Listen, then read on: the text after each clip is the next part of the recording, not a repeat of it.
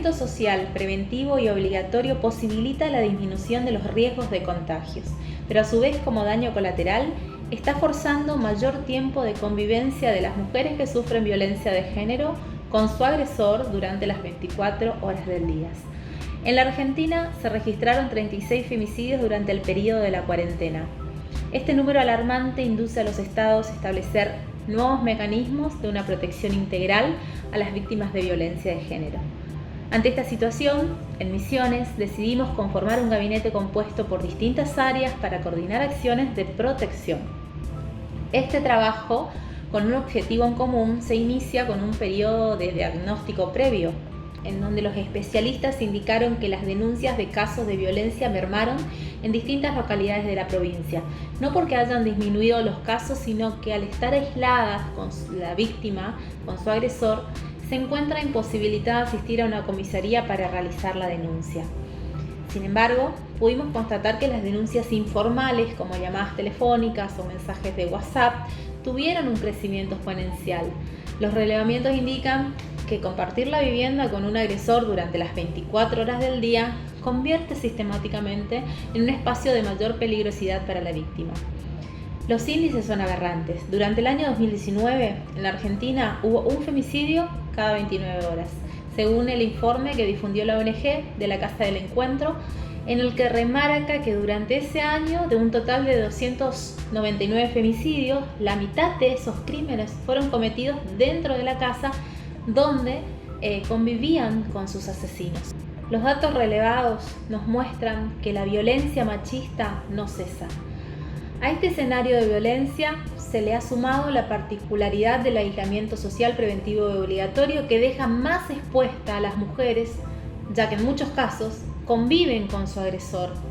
Muestra de ello es que el 66% de los femicidios tuvo lugar en la vivienda de las víctimas.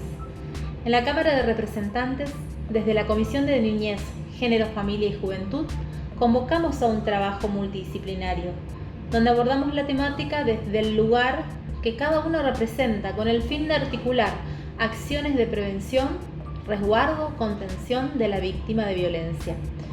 Por otra parte, la justicia consideramos que debe asumir la toma de decisiones con medidas de protección sin titubeos, y dejamos en claro el rechazo a cualquier medida que atente contra la integridad de una víctima de violencia o de su entorno familiar. En otros distritos, tras el riesgo de contagio del COVID, algunos jueces, bajo el argumento de resguardar la integridad física de los detenidos, decidieron otorgar el privilegio de la prisión domiciliaria. Muchos de ellos están detenidos por causas de violencia, de delitos sexuales, violaciones, abusos o femicidios.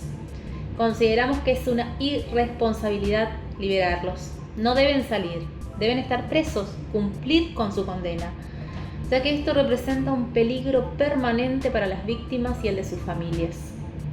Estas decisiones van en detrimento de la protección de las víctimas.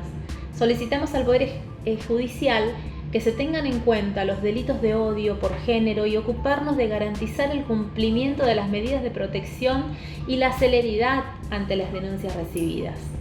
En la provincia de Misiones, la decisión política es garantizar, por medio de las instituciones del gobierno, la seguridad de las víctimas y de sus hijas.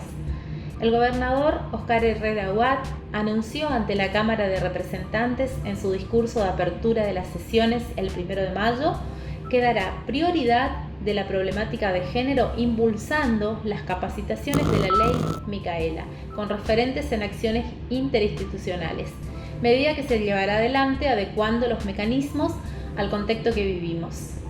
Por otra parte, queremos recordarte que si estás en una situación de violencia, salí de tu casa, lo podés hacer.